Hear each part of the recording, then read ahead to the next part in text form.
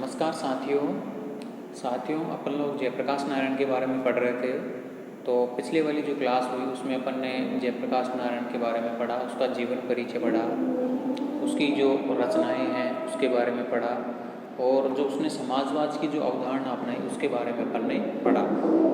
तो साथियों, इनमें जो सवाल बनने वाला है आपकी परीक्षा के लिए, तो वो सवाल है उसकी रचनाओं से। ठीक है, उसकी रचनाओं में आपको 2 या 3 रचनाएं आपको पूछी जा सकती हैं 2 नंबर का सवाल में। ठीक है, क्योंकि आपकी परीक्षा में जो है 10 सवाल आपसे पूछे जाने वाले हैं जो 20 नंबर के होंगे। ठीक है, तो अगर उनमें से 10 सवालों के अपन सही और सटीक जवाब देते हैं तो अपने कम से कम 20 में से 18-19 नंबर तक आने की संभावना रहती है। क्योंकि परीक्षा में एक फार्मूला ये है कि सबसे ज़्यादा जो नंबर है वो छोटे सवालों में ही आप प्राप्त कर सकते हैं। ठीक है ना, जैसे परीक्षा की दृष्टि से आप बड़े सवालों को देखते हैं तो बड़े सवाल जैसे 20 नंबर का सवाल आपसे पूछा जाता है यूनिवर्सिटी का जो सिलेबस है, तो 20 में से आप बेस्ट से अच्छा उत्तर लिखोगे भी तो भी उसमें से 14-15 नंबर से ज़्यादा जो टीचर है वो कभी नहीं दे पाता।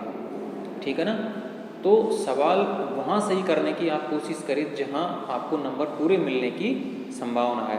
तो लगभग जो छोटे सवाल हैं अगर उसमें से जैसे मान लीजिए आपने परीक्षा में पूछा गया पेपर में कि जयप्रकाश नारायण की 2 रचनाओं के नाम लिखिए, अगर आपने दोनों रचनाओं के नाम सही लिखे हैं तो आपको 2 में से 2 नंबर ही वो देगा, ऐसा नहीं है कि 2 में से 1 नंबर देगा। तो आप जो छोटे सवाल पूछे जाने हैं तो उनको ज़्यादा कंठस्थ तैयार करने की तैयारी कीजिए। ठीक है, तो जो रचनाएं थी उसको मैंने बता दिया था कल वाली क्लास में, एक बार फिर अपन मैं बताता हूँ। उसकी रचना थी समाजवाद क्यों, टूवर्ड्स टोटल रिवोल्यूशन। ठीक है, और दी समाजवाद, सर्वोदय और लोकतंत्र, डेमोक्रेसी। ठीक है ना, सोशलिज्म में सर्वोदय एंड डेमोक्रेसी। और एक थी भारतीय राज्य व्यवस्था की पुनः रचना, माई पिक्चर ऑफ सोशलिज्म। ठीक है, 4-5 रचनाएं, कम से कम इसमें 2 रचनाओं को ध्यान आपको यहाँ होना चाहिए। तो अपन यहाँ बिंदु पर आते हैं कि जयप्रकाश नारायण का राजनीतिक और आर्थिक चिंतन। ठीक है ना, सवाल यहाँ बड़ा पूछा जाने की संभावना है। ठीक है ना, यहाँ छोटी छोटी टॉपिक है उनको मिलाकर यहाँ बड़ा सवाल आपसे पूछा जा सकता है कि जयप्रकाश नारायण का राजनीतिक और आर्थिक चिंतन। इस प्रकार से अगर सवाल पूछा जाता है आपसे तो उसमें जयप्रकाश और समाजवाद भी आ गया, जयप्रकाश और लोकतंत्र भी आ गया। ठीक है, जयप्रकाश और राष्ट्रवाद की अवधारणा भी आ गई। ठीक है ना, और उसमें एक तरह से उनकी समग्र क्रांति की अवधारणा भी आ गई, या फिर आपको समग्र क्रांति है उसका अलग से आपको बड़ा सवाल यहाँ पूछा जा सकता है। तो साथियों, जयप्रकाश नारायण का राजनीतिक और आर्थिक चिंतन अपन देखें तो उसमें सबसे पहला बिंदु आता है कि जयप्रकाश और समाजवाद, यानी कि जयप्रकाश नारायण के द्वारा लोकतांत्रिक समाजवाद की जो प्रक्रिया अपनाई गई है उसके बारे में आपको लिखना है। ठीक है, फिर दूसरा बिंदु उसमें लिखना है कि जयप्रकाश और लोकतंत्र, यानी कि लोकतंत्र, दल विहीन लोकतंत्र का उन्होंने समर्थन यहाँ किया। ठीक है ना, यानी कि लोकतंत्र तो होना चाहिए लेकिन उसमें दल नहीं, राजनीतिक दल नहीं होने चाहिए। तो दल विहीन लोकतंत्र की अवधारणा किसने दी यहाँ? जयप्रकाश नारायण ने। ठीक है, इस प्रकार से आपको सवाल यहाँ पूछा जाएगा। तो सबसे पहले राजनीतिक और आर्थिक चिंतन में यहाँ पर देते हैं जयप्रकाश और समाजवाद। ठीक है, यानी कि समाजवाद की जो अवधारणा उन्होंने अपनाई तो उसमें जयप्रकाश नारायण ने अपने क्या विचार यहाँ दिए हैं। तो भारत के समाजवादी चिंतकों में जयप्रकाश को अग्रणी स्थान प्राप्त है, यानी कि जितने भी भारत में समाजवादी नेता हुए हैं उनमें जयप्रकाश नारायण नेताओं में सबसे प्रमुख हैं। जयप्रकाश संभवतः अपने सार्वजनिक जीवन के प्रारंभ से ही एक ऐसी व्यवस्था की स्थापना की बात सोच रहे थे जो आर्थिक सामाजिक न्याय पर आधारित हो, यानी कि ऐसी व्यवस्था स्थापित की जाए समाज में जो आर्थिक सामाजिक न्याय पर आधारित वो होनी चाहिए। इसी बात ने उन्हें साम्यवाद और आगे चलकर लोकतांत्रिक समाजवाद की ओर आकर्षित की। इसी कारण जो है उन्होंने समाजवाद की जो अवधारणा अपनाई। जयप्रकाश अपनी रचना समाजवाद क्यों, वाई सोशलिज्म, ठीक है ना, ये उनकी रचना है। तो अपनी रचना समाजवाद क्यों में बतलाते हैं कि समाजवाद आर्थिक और सामाजिक पुनर्निर्माण का एक संपूर्ण सिद्धांत है, यानी कि आर्थिक और सामाजिक पुनर्निर्माण उसका एक सिद्धांत उनको बताया है जिसका उद्देश्य है समाज का समन्वित विकास, यानी कि समाज का जो समन्वित विकास है वो किस प्रकार से यहाँ हो सकता है। तो उसके लिए जयप्रकाश नारायण ने यहाँ बताया है। उसके अनुसार समाजवाद व्यक्तिगत आचरण की संहिता न होकर सामाजिक संगठन की एक प्रणाली है, यानी कि समाज में एक संगठन होगा तो उसकी प्रणाली को बताया है समाजवाद के लिए। जयप्रकाश आर्थिक समस्याओं के हल को प्राथमिकता देते हुए इसी कारण वे समाजवाद की ओर आकर्षित हुए, यानी कि समाज में जो सामाजिक आर्थिक समस्याएं हैं उनका समाधान किस प्रकार से हो सकता है, इसी कारण जो है उन्होंने समाजवाद की अवधारणा यहाँ अपनाई है। तो दूसरा बिंदु अपन इसी बात में ये देखते हैं कि जयप्रकाश नारायण ने समाजवाद की अवधारणा तो अपनाई, लेकिन वो इसके पक्षधर क्यों थे, क्या कारण थे कि उन्होंने ये अवधारणा अपनाई।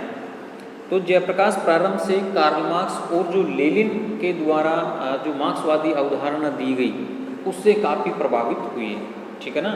यानी कि उनकी कार्ल मार्क्स की रचनाएं और लेनिन की रचनाओं को उन्होंने पढ़ा, उनकी रचनाओं से वो काफ़ी प्रभावित हुए, लेकिन कुछ समय तक तो वो इसका समर्थन करते, लेकिन आगे चलकर इनके जो सिद्धांत दिए गए मार्क्सवाद वगैरह लेनिनवाद के द्वारा, तो उनमें कुछ कमियां जो है जयप्रकाश नारायण को कुछ कमियां जो है लगी, या उन सिद्धांतों में कुछ कमियां उजागर हुई। तो जयप्रकाश नारायण ने इनका एक तरह से इनको किनारा कर दिया, एक तरह से अपन कहें कि इनका खंडन कर दिया, और जो इन्होंने समाजवाद सोच रखा था उसकी ओर वो आकर्षित हुए। तो जयप्रकाश प्रारंभ में कार्ल मार्क्स और लेनिन के चिंतन की ओर आकर्षित हुए और उन्होंने सोचा था कि शोषण पर आधारित वर्तमान व्यवस्था को समाप्त कर एक न्यायपूर्ण व्यवस्था की स्थापना का कार्य साम्यवाद के आधार पर किया जा सकता है। यानी कि ये जो शोषण की जो भावना फैली हुई है समाजवाद इसमें समाज में, तो उसको समाप्त करके जो है न्यायपूर्ण व्यवस्था की स्थापना का कार्य साम्यवाद के आधार पर किया जा सकता है, जिस प्रकार कार्ल मार्क्स ने सिद्धांत दिया था। लेकिन उनके चिंतन पर प्रारंभ से ही नैतिक तत्वों का भारी प्रभाव था। इस कारण जब रूस के साम्यवादी दल द्वारा किए गए अमानुषिक अत्याचारों का विवरण उनके सामने आया तो उनका हृदय कांप गया। यानी कि रूस में जब साम्यवादी दल द्वारा जनता पर जो अत्याचार किए गए, और जब जयप्रकाश नारायण को इस चीज़ का पता लगा उनके विचारों का, तो इससे वो काफ़ी विचलित हुए और उन्होंने इस चीज़ से किनारा कर लिया। उनका हृदय कांप गया और 1940 से ही वे रूसी साम्यवाद के कटु आलोचक बन गए, और एक तरह से रूस में जो साम्यवाद की अवधारणा फैली हुई थी उसकी आलोचना वो करने लग गए। अब उन्होंने इस विचार को अपना लिया और जीवन पर्यंत उनका यह विचार रहा कि न्यायपूर्ण व्यवस्था की स्थापना के लिए बल प्रयोग की पद्धति को अपनाने की न तो कोई आवश्यकता है और न ही उचित है। यानी कि न्यायपूर्ण व्यवस्था की अगर स्थापना करना चाहते हैं तो इसके लिए बल प्रयोग की आवश्यकता यहाँ नहीं है, किसी लोगों के साथ जो है जबरदस्ती करने की आवश्यकता यहाँ नहीं है। यह कार्य शांतिपूर्ण लोकतांत्रिक पद्धति के आधार पर किया जा सकता है और इस पद्धति के आधार पर किया जाना चाहिए। इस प्रकार जयप्रकाश साम्यवाद के नहीं बल्कि लोकतांत्रिक समाजवाद के पक्षधर थे। यानी कि साम्यवाद का शुरू में उन्होंने समर्थन किया, लेकिन बाद में इसका खंडन किया, और साम्यवाद का समर्थन नहीं करके उन्होंने जो है लोकतांत्रिक साम्यवाद का समर्थन यहाँ किया है, समाजवाद का लोकतांत्रिक समाजवाद का समर्थन किया है। जयप्रकाश नारायण ने इस बात पर बल दिया कि समाजवाद भारतीय संस्कृति के विरुद्ध नहीं है, भारत की परंपराएं शोषणवादी नहीं है। यानी कि भारत की जो प्राचीन परंपराएं हैं वो शोषणवादी नहीं हैं। भारत में सदैव ही बंधुत्व और सहयोग के विचार को सर्वोपरि स्थान दिया गया है। भारत में संयुक्त परिवार प्रणाली और जाति व्यवस्था का मूल विचार यह रहा है कि निर्बल और असहाय व्यक्तियों को अन्य व्यक्तियों से पूर्ण सहयोग प्राप्त हो। यानी कि जो व्यक्ति, भारतीय संस्कृति इस प्रकार की रही है कि जो व्यक्ति निर्बल है, असहाय है, उसे लोगों के द्वारा, जो सबल लोग उनके द्वारा निर्बलों को हमेशा सहायता दी गई है। वस्तुओं का मिल बांटकर उपयोग करना भारतीय संस्कृति का मूल आदर्श रहा है। यानी कि किसी व्यक्ति के पास किसी चीज़ की अगर कमी है तो दूसरे लोगों ने उस चीज़ की यहाँ हमेशा पूर्ति की है। यानी कि मिल बांटकर खाने की और रहने की प्रवृत्ति जो है भारतीय संस्कृति में पाई जाती है। जब भारत की परंपराएं उदार समाजवाद के लक्षणों से युक्त हैं तो भारतीय संस्कृति और समाजवाद को परस्पर विरोधी मानना एक भ्रामक स्थिति है। यानी कि इन दोनों को जो है एक दूसरे का विरोधी नहीं माना जा सकता। जयप्रकाश नारायण इस बात को स्वीकार नहीं करते कि सभी मनुष्य अपनी अंतर्निहित क्षमताओं में समान है। यानी कि व्यक्ति की जो आंतरिक क्षमताएं हैं सभी व्यक्ति उसके अनुसार समान नहीं है, लेकिन वे इस बात पर भी बल देते हैं कि वर्तमान समय की भीषण विषमताएं व्यक्तियों की अंतर्निहित क्षमताओं में अंतर का परिणाम नहीं है। इन विषमताओं का मूल कारण है कि कुछ व्यक्तियों का उत्पादन के साधनों पर बहुत अधिक नियंत्रण है। यानी कि समाज में जो विभिन्नताएं हैं या असमानताएं हैं तो इसका कारण क्या है कि कुछ व्यक्तियों का उत्पादन के साधनों पर आधिपत्य या स्वामित्व है। यानी कि कुछ व्यक्तियों ने जो शक्तिशाली हैं उन्होंने उत्पादन के साधनों पर जो है जबरदस्ती अधिकार कर लिया है और बहुसंख्यक लोग उत्पादन के साधनों से वंचित हैं और अधिकतर जो लोग हैं उनके पास जो है उत्पादन के साधनों का अभाव है। ये कुछ लोग उत्पादन के साधनों पर अपने नियंत्रण के बल पर बहुसंख्यक लोगों का शोषण करते हैं। यानी कि जिन लोगों का उत्पादन के साधनों पर नियंत्रण है वे बहुत से बहुसंख्यक लोगों का जिनके पास उत्पादन के साधन नहीं है उन लोगों का वो शोषण करते हैं। अतः एक न्यायपूर्ण व्यवस्था की स्थापना उत्पादन के साधनों का समाजीकरण करके ही की जा सकती है। इसलिए न्यायपूर्ण व्यवस्था की स्थापना जो है उत्पादन के साधनों का समाजीकरण करके की जा सकती है। यानी कि सभी लोगों का जो है उत्पादन के साधनों पर अधिकार होना चाहिए, तभी न्यायपूर्ण व्यवस्था की स्थापना हो सकती है। 1934 में जयप्रकाश ने अनुभव किया कि समाजवाद ही भारत की सच्ची स्वाधीनता का आधार बन सकता है। यानी कि 1934 में जयप्रकाश नारायण ने सोचा कि जो है समाजवादी भारत की सच्ची स्वाधीनता का आधार बन सकता है। यानी कि समाजवादी अवधारणा अपनाना भारत के लिए ज़रूरी है। 1940 में उन्होंने रामगढ़ कांग्रेस में प्रस्ताव रखा। यानी कि 1940 में जो कांग्रेस का अधिवेशन हुआ रामगढ़ में, तो इसमें उन्होंने प्रस्ताव रखा जिसका आशय था कि उत्पादन के प्रमुख और बृहद साधनों पर सामूहिक स्वामित्व तथा नियंत्रण स्थापित किया जाना चाहिए। यानी कि रामगढ़ कांग्रेस का जो सम्मेलन हुआ, अधिवेशन हुआ, उसमें प्रस्ताव रखा कि उत्पादन के साधनों पर जो है सभी लोगों का अधिकार यहाँ होना चाहिए। उन्होंने आग्रह किया कि भारी परिवहन, जहाजरानी, खनन तथा भारी उद्योगों का राष्ट्रीयकरण किया जाए। यानी कि जो बड़े इंडस्ट्रीज हैं भारत में, जैसे भारी परिवहन, जहाजरानी, खनन तथा भारी उद्योगों का एक तरह से राष्ट्रीयकरण यहाँ किया जाना चाहिए। जयप्रकाश का मानना था कि भारत और एशिया के अन्य देशों की मुख्य आर्थिक समस्या कृषक पुनर्निर्माण की है। यानी कि जो भारत है, जो एशिया के और भी देश हैं जो अल्प विकसित हैं, विकासशील हैं, तो उनकी समस्या जो है कृषि को लेकर ज़्यादा है। यानी कि कृषि के पुनर्निर्माण को लेकर ज़्यादा है। वे कृषि के वर्तमान व्यक्तिवादी संगठन को हानिकारक, अपव्ययपूर्वक यानी कि अत्यधिक खर्चीला और शोषण पर आधारित मानते थे। यानी कि जो वर्तमान में कृषि का जो ढांचा था ना, उसको एक तरह से शोषणपरक व्यवस्था और अत्यधिक खर्चपूर्ण वाली व्यवस्था वो मानते थे। वे समाजवाद के लिए औद्योगिक क्षेत्रों को पुनर्गठित करने के साथ ग्राम जीवन को पुनर्गठित करने के पक्ष में थी। यानी कि ग्रामीण लोगों का जो जीवन था उसको भी एक तरह से वो परिवर्तित करना चाहते थे। वे चाहते थे कि ग्रामों को स्वायत्त और आत्मनिर्भर इकाइयां बनाया जाए। यानी कि जो गांव हैं उनको आत्मनिर्भर और स्वायत्त शासित संस्थाएं उनको बनाया जाना चाहिए। इसके लिए उन्होंने भूमि सुधार कानूनों में सुधार करने की आवश्यकता पर बल दिया। यानी कि भूमि सुधार से जो संबंधित कानून हैं उनको एक तरह से दोबारा सुधारा जाए।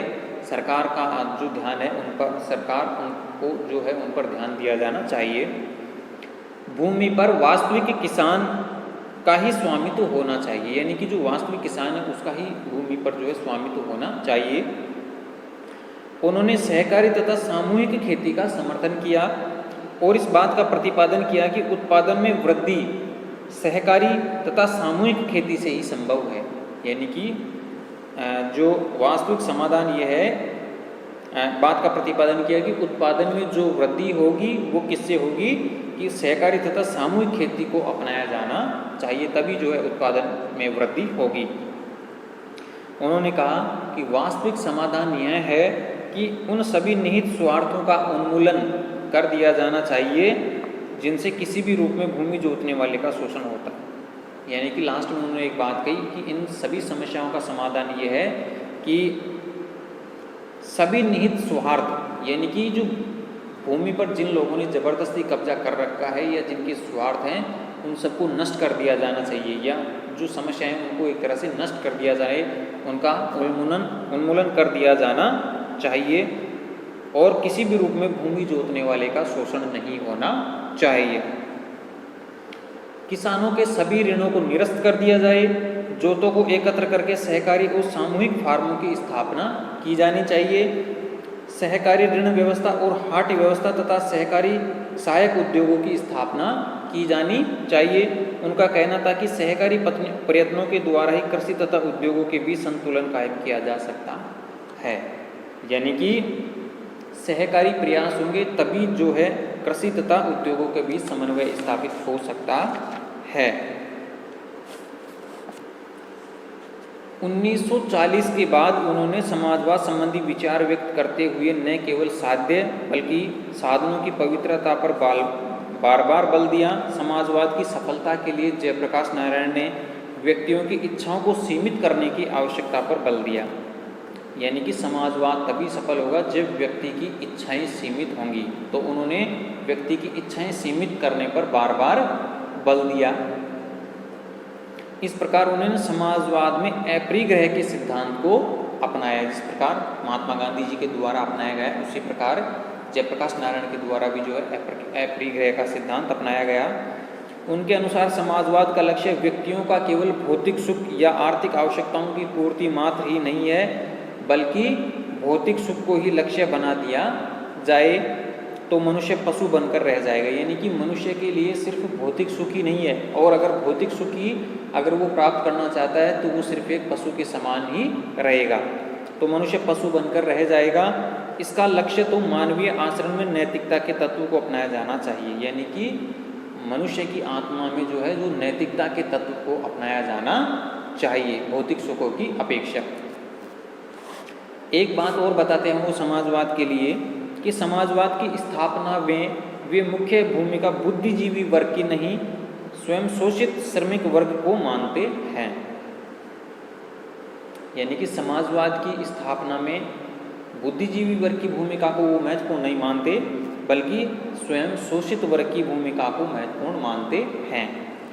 इस अहिंसक जन आंदोलन में बुद्धिजीवी तो मात्र वैचारिक भूमिका ही निभा सकते हैं। वास्तविक शक्ति काम करने वाले श्रमिकों तथा पूंजीवादी समाज के शोषित वर्गों के समर्थन से ही संभव है। यानी कि वास्तविक जो शक्ति है वो जो श्रमिक वर्ग है वो ही निभा सकता है।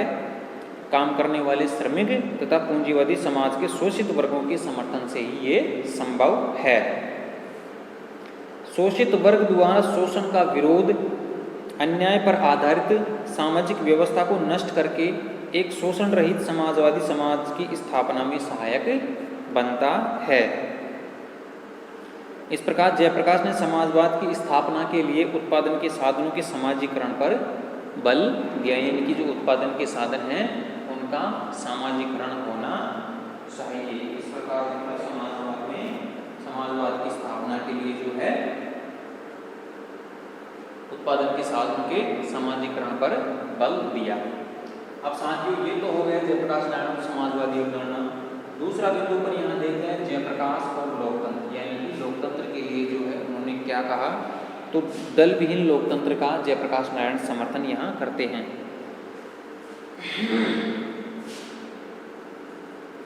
दल विहीन लोकतंत्र की अवधारणा।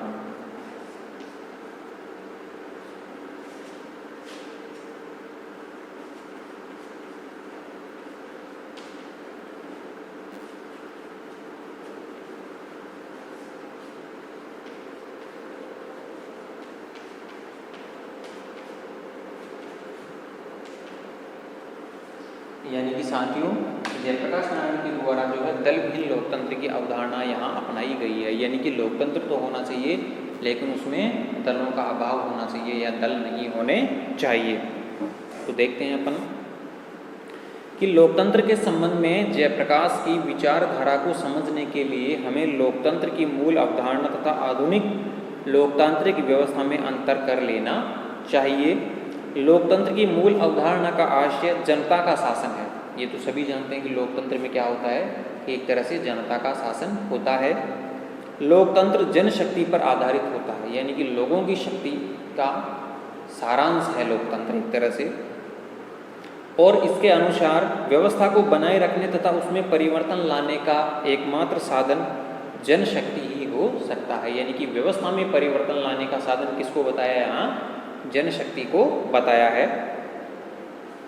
वर्तमान समय में स्वयं जनता द्वारा शासन व्यवस्था का संचालन तो संभव नहीं रहा, यानी कि प्रत्यक्ष शासन नहीं रहा। स्वयं जनता द्वारा शासन व्यवस्था का संचालन संभव नहीं है। व्यवहार में के अंतर्गत विश्व के विभिन्न देशों में जो लोकतांत्रिक व्यवस्था है वह दलीय व्यवस्था, सामान्यतः प्रत्यक्ष चुनाव की पद्धति, बहुमत पद्धति और सत्ता की राजनीति पर आधारित है। जयप्रकाश लोकतंत्र की मूल अवधारणा के पक्षधर हैं, लेकिन आधुनिक लोकतांत्रिक व्यवस्था के वे कटु आलोचक हैं। यानी कि आधुनिक जो लोकतांत्रिक व्यवस्था है उसकी वो आलोचना करते हैं। जयप्रकाश नारायण के अनुसार लोकतंत्र की मूल समस्या एक नैतिक समस्या है। लोकतंत्र के संचालन के लिए संविधान शासन प्रणाली, राजनीतिक दलों और चुनावों का विशिष्ट महत्व है। यानी कि लोकतांत्रिक शासन प्रणाली के राजनीतिक दलों और जो क्या है राजनीतिक दलों और चुनावों का विशिष्ट महत्व है। लेकिन जब तक जनता में नैतिक मूल्यों और आध्यात्मिक गुणों का समावेश नहीं हो जाता तब तक ये वांछित फल नहीं दे सकती। यानी कि जयप्रकाश नारायण कह रहे हैं कि लोकतांत्रिक शासन व्यवस्था के लिए राजनीतिक दल और चुनावों का महत्व है। ये बात मैं भी मानता हूँ, लेकिन जब तक जनता में नैतिक मूल्य और आध्यात्मिक गुणों का विकास नहीं होगा तब तक ये बातें निरर्थक हैं। उनमें दमन का अहिंसात्मक प्रतिकार करने की क्षमता हो, यानी कि जब उन पर दमनात्मक कार्यवाही अपनाई जाती है तो उसका प्रतिकार करने की क्षमता होनी चाहिए लोगों में, ठीक है। वे सहयोग और सह अस्तित्व में पूरा विश्वास रखते हों, यानी कि सहयोग में पूरा विश्वास, उनमें सहिष्णुता, कर्तव्य परायणता, उत्तरदायित्व तथा समानता की भावना विद्यमान होनी चाहिए। जयप्रकाश नारायण ने आधुनिक लोकतंत्र तथा उसकी कार्यप्रणाली पर तीव्र प्रहार किए हैं। आधुनिक लोकतांत्रिक व्यवस्था के प्रति जो विरोध है उनका निम्न बातों से प्रकट होता है। यानी कि आधुनिक जो शासन पद्धति है उसका उन्होंने विरोध किया है। विरोध एक तो पहला उन्होंने बताया कि दलगत राजनीति, दूसरा है वर्तमान समय की चुनाव व्यवस्था, तीसरा है सत्ता राजनीति और सत्ता का केंद्रीकरण। इन चार बातों को जो है उन्होंने यहाँ बताया है कि ये जो विरोध के कारण उनके रहे हैं। तो सबसे पहले अपन देखते हैं दलगत राजनीति। तो ये साथियों जो मैं बिंदु बता रहा हूँ वो अगर जयप्रकाश और लोकतंत्र के संबंध में अगर आपको पूछे जाते हैं तो ये बिंदु जो मैंने यहाँ बताए हैं वो आपको यहाँ लिखने हैं। सबसे पहला बिंदु मैंने बताया है कि दलगत राजनीति।